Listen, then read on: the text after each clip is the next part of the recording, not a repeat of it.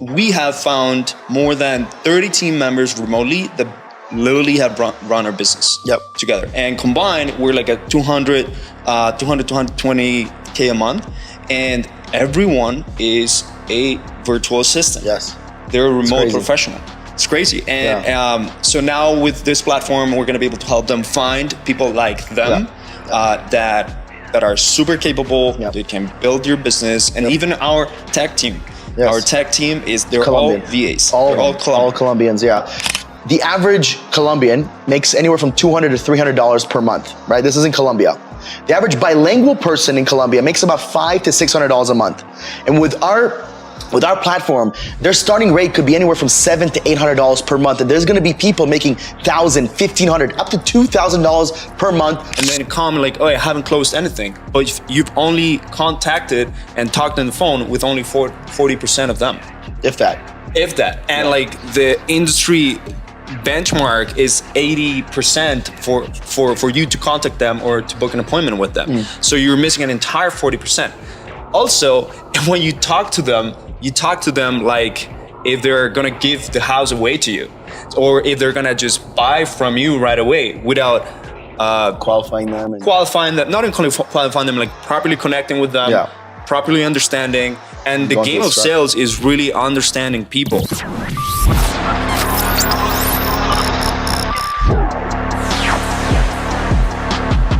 Our pick. So Esteban, we've hired close to 700 people over the last year, and we've encountered many different problems that these businesses are facing, especially in the investor wholesaling world. One of them being that they constantly have to replace cold callers, right? Whether they come from us or wherever it is, and they have a hard time finding cold callers when it comes to hiring from agencies, right?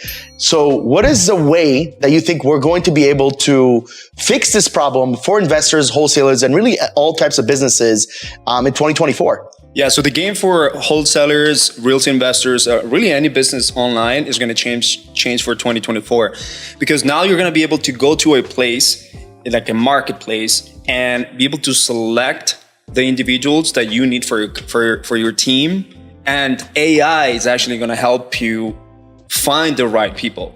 So you know that there is a lot of people doing this with Filipinos, and there's really nothing out there for Latin Americans. You can't really find a platform or a place where you can find your best cold caller, your best lead manager, appointment setter, a media buyer in Latin America. Really, there's nothing unless you put Indeed ads and stuff like that. But now you're gonna have a platform that we're developing. This is why we're gonna change the game. So Remote Latinos is gonna come up with a way that uses AI, uses matching algorithm, and all our database of candidates that have applied through us, so that our clients now can find it themselves. Now, this is a good opportunity for people that have time, or team members that have time to look for them. I know that a lot of people, they still, they lag the time of like recruiting, going through interviews, process of screening and stuff like that. And that's why we can help them that way. But with this platform, because it's driven by AI and a good algorithm, it's going to help them find someone in Latin America. Real quick, last time I remember that we had our client Ashley, that she ended up posting like 2 or 3 jobs for lead managers. And within 2 weeks, I know that she found an appointment setter to be her lead manager. I think 2 appointment setters through the platform. And this is just the beta, like the very first step of us going hard on this. So for 2024, we're actually developing something that is going to be our own, and it's just made for our clients. So I'm really excited about that. I think a lot of people are missing out on just finding Latin American talent. We usually recommend them to go to Facebook groups, Indeed, LinkedIn, stuff like that. But I think the platform is going to change the game. 100%. I also think that, we're not getting rid of our current offer, because a lot of people don't have time and they don't have team members. So we're going to be able to still help them and find that team member. But ultimately, there are people that do have the time, and they do have recruiters or team members, executive assistants that can help them with filtering the process. And we want to be able to help all the investors, all the wholesalers, and other businesses that we're going to get into in the future, find remote Latinos and be able to hire people that are of quality, that speak English, that are educated, have the skill, have the experience, because not everybody that is on the platform is qualified. We actually have them go through a vetting process to be on the platform. They're not just, it's not like anybody that's born in Colombia can get on there. We actually disqualify and remove applications of people that we don't think we can help right now. So there's very specific people that we have on the platform, and those are the people we're going to be able to focus on to help them find the remote careers they're looking for, and obviously help the investors, the wholesalers that we're working with, finding that talent as easy as possible, using AI, using the algorithms. And we're super duper excited. We actually just hired our developer team here in Colombia, and I think this is our second week now. From Colombia. It's our second week now. Things are starting to move and groove. And the best part is, what I'm actually really excited about is the fact that Esteban and I have our own businesses where we still focus on, meaning that this SaaS platform, we are not going to release it to the world until it is 100% ready and we feel like it is going to make a change. We don't want to release some bullshit like beta program that doesn't work, that has a lot of glitches. We want to release a real thing and something that's going to really, really help investors and wholesalers, flippers, anybody that's in the real estate world, find talent the fastest, easiest, and most efficient way possible. Yeah, one of the craziest things that I've noticed is that business owners are still calling VAs this tool, and I don't agree with this at all. And our platform is really going to show that these people are not just tools. Yep. They're not just this robot that you end up hiring that just lives across the US. Yep. Like, if you think about it, what if an American moves across the globe? Let's say they move to Australia and is hired by an American company. Do they become automatically a VA? In the eyes of business owners, they do.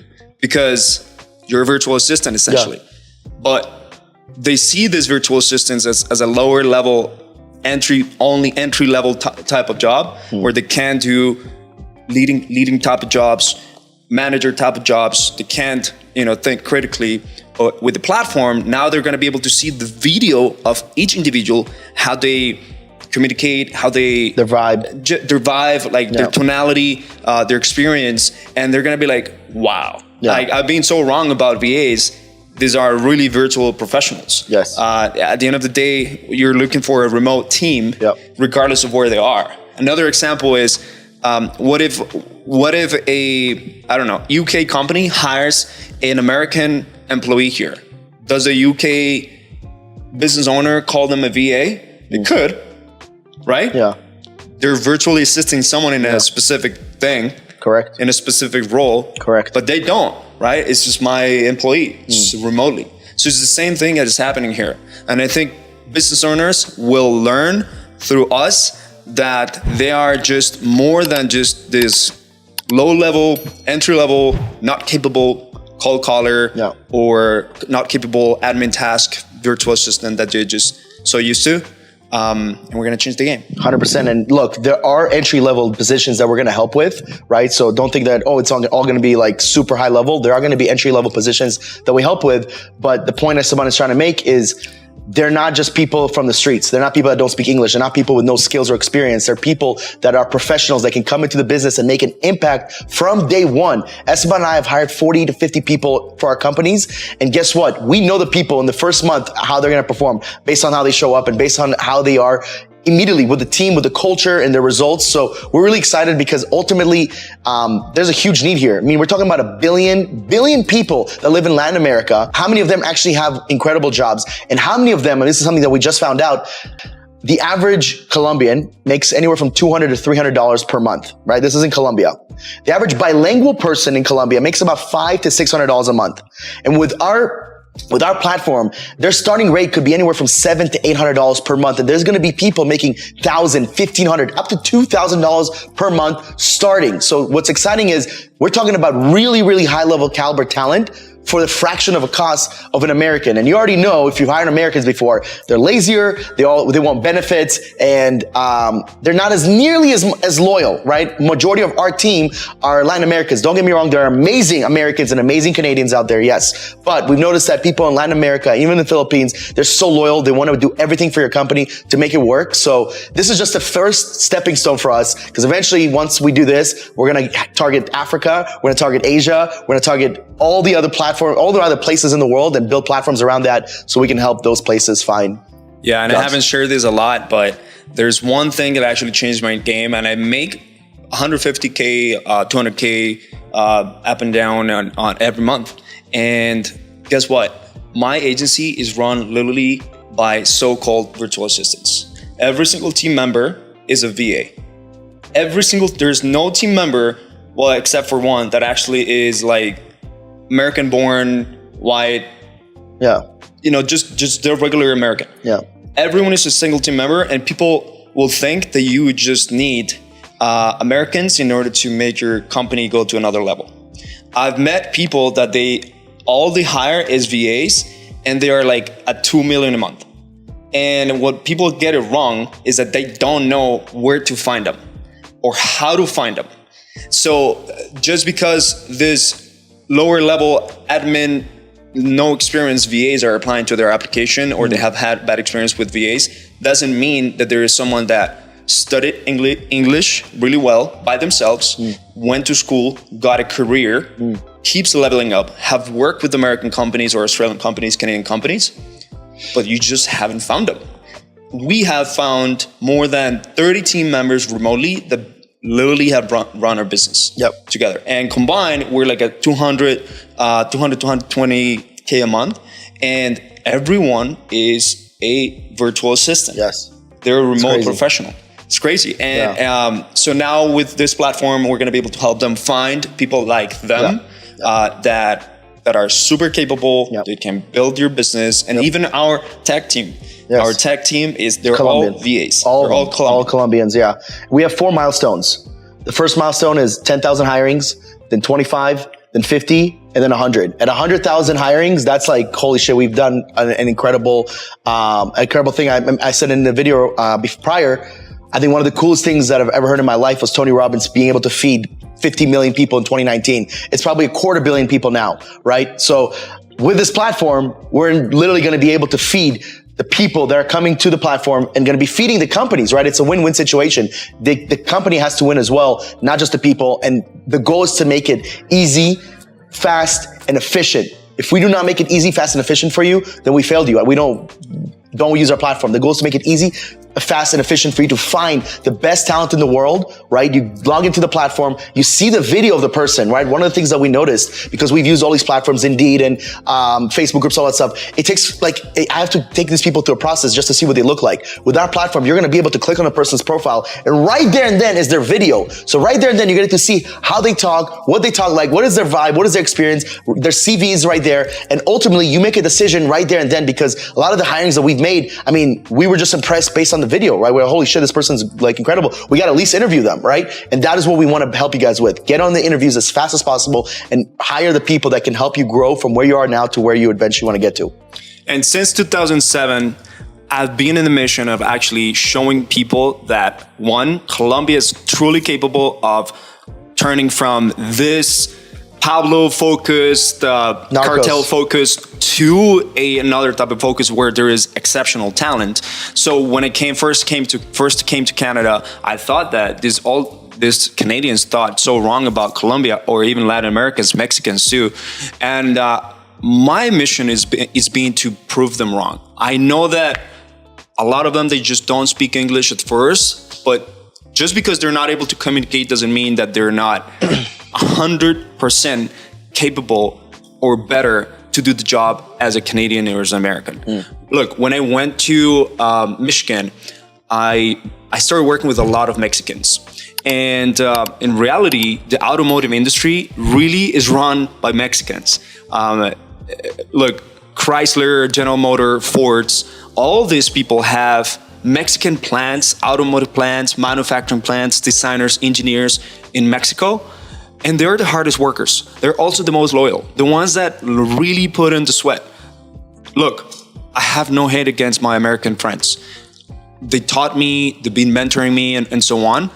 But really, is that there's a huge value and a huge gap of you finding talent across the globe by looking into Latin America. So if you go to Mexico, you'll find amazing people, workers, people that are really, really passionate about working and showing up hard. Same thing for Colombia. So now our mission is being completed when we get that platform going, and you're going to be able to connect directly with our Latin American talent. What are the biggest challenges that you've seen with clients, our clients specifically in the investor world, over the last year? You know, we've worked with hundreds of them now. When it comes to, we'll do two challenges. One is when it comes to sales and one about recruiting. So like, what have you seen has been a really big challenge for people with sales? Like why are investors struggling with sales when they're getting leads from you guys in Hessel Media? And then why do you think people struggle retaining their team members? Let's talk about that. Retaining their team members past like 1 or 2 or 3 months. I think the question is like, why do people struggle with leads themselves? The problem is that the sales is the problem. Okay, so leads is a solution that creates another problem, which is their lack of sales. So it's not that they come in and they know that they have a sales problem. They most of the time come in, they think that they have a lead problem, but in reality they have a deeper problem than that, which is sales, conversion, just talking to people, connecting to this lead, even getting a lead on the phone. Like, it's so hard for people to get a lead on the phone, and then we generate 20, 50 leads for them, appointments, and then come like, oh, I haven't closed anything. But you've only contacted and talked on the phone with only 40% of them. If that. And like the industry benchmark is 80% for you to contact them or to book an appointment with them. So you're missing an entire 40%. Also, when you talk to them like, if they're gonna give the house away to you, or if they're gonna just buy from you right away without qualifying them, not even qualifying them, like properly connecting with them, properly understanding. And the game of sales is really understanding people. So when people say, I have a lead problem, or I'm getting leads and they're trash and they're quality, it's mostly they have a connecting with people problem. They don't know how to talk to people, connect with people, close deals, ultimately get it to the finish line. Because everything they want, they're so focused on the transaction rather than focused on connecting with this individual, ensuring that they're basically more of a consultant, more of a like, how can I help you? How can I serve you? Rather than how can I get your house? How can you buy my product? Yes. Right? So that's the biggest thing that people are not doing. They think it's a lead problem when it's really you can't talk to people problem. Yeah, I think it's, I remember the example Alex Ramosi had when he first started his business, and he did the flyers, and he would like pass out 5,000 flyers, and he thought it was a lot. And then his competitor was doing 5,000 a day. He was like, holy shit, that means that you're like 10xing the amount of opportunities that I have, right? So I think people think they have a lead problem, but really on top of a sales problem and process problem, they have a problem like they just haven't been able to connect the leads. They think calling them once or twice and then it's done. So that's great. So then let's talk about retaining team members, right? So obviously we've hired some incredible talent for our companies internally and even more so externally for our clients, right? We're approaching 700. But here's the thing, guys. We say we're close to 700, and those are the people that we're credited for. But I actually think to myself, we are way, way, way more credited. We have been able to impact the world, not just by the hirings that we provide, but the affiliates and the referrals that they get. I personally know like 10 of our clients that hired like their own team members through one of the people that they hired through us, right? So why do you think that companies, investors, wholesalers struggle with keeping good team members around past 2-3 months, 4 months? You know, and every other month it feels like they have to like come back and get a new team member. The same reason why they struggle at first at acquiring a client and then keeping that client. So they don't have a great onboarding process. They don't take care of the client journey. In this case would be the new team member journey, right? They need a journey. They need even a better experience than a client. So if you think about your client, your most important client would be really your team member, because these people are the ones that are going to stay with you for years and years and years, forever. Hopefully, hopefully retire with your company. So they don't create that journey, that onboarding, for example, at the very beginning, to make them feel like this is the best company that they would ever come, and we're going to take care of them. They're going to learn, they're going to level up. We're going to give them the tools. You're not just going to stay in this position, but there's opportunities furthermore. You're going to go to a good culture where you're going to be not only a transaction, but also a relationship, and then creating systems around that. So, and create systems and processes. So, what happens the first day? right? How do you greet them? How do you make them feel welcome? How do you go about their first 8 to 9 hours at the job site? I know it's going to be overwhelming the first week, but how's that feeling going to go? And then furthermore, you just can just throw them stuff to them and just expect that they're going to absorb it right away. Even if there's an American guy or a Canadian guy or gal, even if it's like Colombian, doesn't matter where they are from, they ultimately need that experience, right? So one of the biggest things is that they just don't know how to onboard a client, how to onboard a new team member. They don't know how to consistently treat them like a family member. Those are probably the same people that struggle with like dating. You know what I mean? Correct. Like they just struggle with connecting on a deeper level, and that's exactly how you build lifelong relationships and long relationships. The difference is that you can cheat. You can hire many of them. that is true. But in real life, it's like also, it makes it more complex. One of the biggest things that we implemented is like consistent optimization or consistent improvement. Consistent improvement, Kaizen. We made it part of our core values. And Kaizen is this Japanese, this Japanese self-development or continuous development process that allows people to go from point A to point Z while keep growing. Right? Not just being a plateau. Correct. But actually linearly or exponentially growing. There's one thing that you're missing. Everything you said was great, but I also think it boils down to leadership, right? The leadership that you have currently in your company. Are you breeding leaders within a company? I think one of the biggest learning lessons I had this year is that at the level we're at, and even so much Hustle Media, I think it's important to breed leaders rather than bring leaders. Right? And as we grow and scale, obviously when we get to like 300, 400, 500K a month, then that's when you want to bring a lot more leaders in the company. But I think right now it's important to breed leaders within, people that have been here from day one, people that, come in and obviously showing a lot of potential and a lot of promise and appointing them there, but also creating a long-term roadmap, right? Maybe someone is not a leader because, we've tested this with some people and they're clearly not leaders and they've been with us for a long time. They've been with us for 1 or 2 years. They're clearly not ready to be responsible for other people, because that's what a leader is. Leader is someone that puts others in front of themselves, and some people that's just not exactly their cup of tea. So I think it's creating the long-term relationships, creating the long-term roadmap, and just being able to build on top of that and showing people like, here's where you are now, here's where you can be a month from now, 3 months from now, 6 months from now, 1 year from now, XYZ. At the end of the day, if you're a good leader, you can create a great culture as well. Correct. Because if you're the type of leader that wants everything your way, you get mad because people don't make mistakes, and you don't give them the freedom of like making mistakes and coming up with their own ways, and they're just teaching them, like leading them, management, and keeping them accountable, training them, but also making them feel like this is a home, like this is a good place that they can self-express. You're gonna lack culture. If someone was to ask you, how do I build a culture from scratch? Like I'm having trouble. I have 10 team members. I'm having trouble with the culture. What would you tell someone about, like, here's how you build a great culture? What's like one tip? Make it one. Like, what's the one thing? If it doesn't come naturally to you, we're creating a good culture. So for example, if you haven't managed teams in the past or managed people, or like if you've been in soccer and you were not the captain, or you've been in class and you did not organize activities or groups or like came up with stuff, it's going to be hard for you. So you have to learn about specific tips and tricks or create a system around it, because that's kind of what happened to me. I thought that I was a good leader, but I was a good leader of projects, not people. Okay. So what I ended up doing was I learned from people that just thought about leadership, how becoming more of a selfless human being rather than a selfish human being, and seeing it in that perspective would open up your mind of what do they think and feel when I talk to them a type of way, or I address a problem a type of way, or I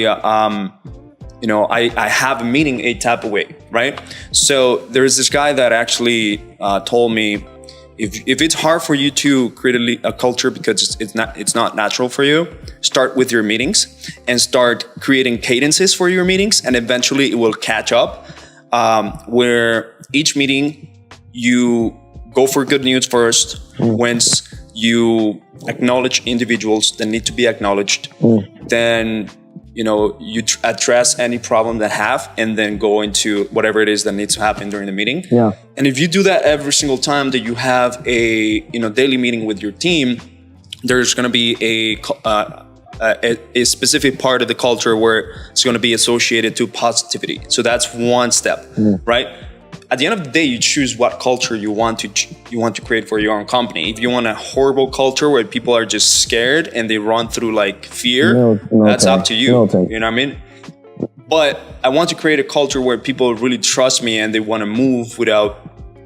I just tell them where they want to be, and they're independent and they go towards it. Without having to think that, I'm going to get fired. Yeah. So we don't micromanage people. We don't even use hub staff. Correct. We're hiring people based on experience, skill, and obviously the culture fit. And we always say, is this person a culture fit based on an interview? And the one thing that you and I always look for is their attitude. We're huge on attitude, right? Positivity. That's one of our core values. But also we love asking the question, and this is a question that you and I have literally not hired people that did everything great, but we asked this one question. Why should we not hire you? Right? And if someone doesn't know how to answer that, or it's like, I'm perfect, or like they're really stuck. Because I know, like, if I was getting a job interview today and someone asked me, why should I not hire you? I would have certain reasons. Esteban won't have certain reasons. I'm not perfect, but I'm humble enough to admit to those reasons. If you're not humble enough to where you think you're perfect, that one right there to me tells me this person's going to be uncoachable, right? How coachable are you? Because our culture is all about developing, growing, learning, right? We always want to learn new things. Like one of the things that we started implementing now in our meetings is, what did you learn this week? What is one new thing that you learned this week? It doesn't have to be even with the business. It could be something that you learned in your personal life. It could be something that you learned on the job, whatever it is, because we want to implement a culture of consistent learning, growing, leveling up, and adapting. So going back to your question, if I were to do it again and build a culture, and really, actually, no one really talks about this, and people say that this is dumb, stupid. First step is really creating a core values of your home, of your company, because the core values is what you believe in, and your entire team actually believes in, on how to behave, how to respond, and ultimately how to act. And that is kind of like the first step of start creating culture, right? You can bring those core values to the meetings, to the meetups, to the problems, to the conversations that you guys have, right? Like, so for example, one of our core values is Kaizen, always improve, right? So we bring like, what's next? What's there next to like learn? Or another one is freedom of expression, right? Or like, hey, I just want to say something, Candor. right? Candor. I just want to say something, and I feel like I gotta say it. Okay, they bring it up, right? Many of those things will start really creating your culture. And also, even though people say that this is all very corporate and stuff like that, is really have a mission and vision statement. Right? And it's like a North Star where people can actually go to, and this is going to help them direct their path, looking at how the core value is and how you want to essentially run the business. I think with core values, I think it's important because some people don't even know how to get the core values. So like what you and I did that helped us create our core values is read the book Traction, right? I believe chapter 4 actually dives deep into core values and what that means. And that really helped me find out. But actually, it's funny, I built my core we with our team members because we didn't have core values. And I was just like, give me one core value that you like. We basically sat down, it was about 10 of them, and we narrowed it down to 6, which is our actually it's 7, which is our abbreviation PARPIC, right? PARPICK. And because we pick people at a par, this is our standard. I know it sounds silly, but that's how I think about it. But for real, like core values are obviously super important. Creating a culture of people that trust you.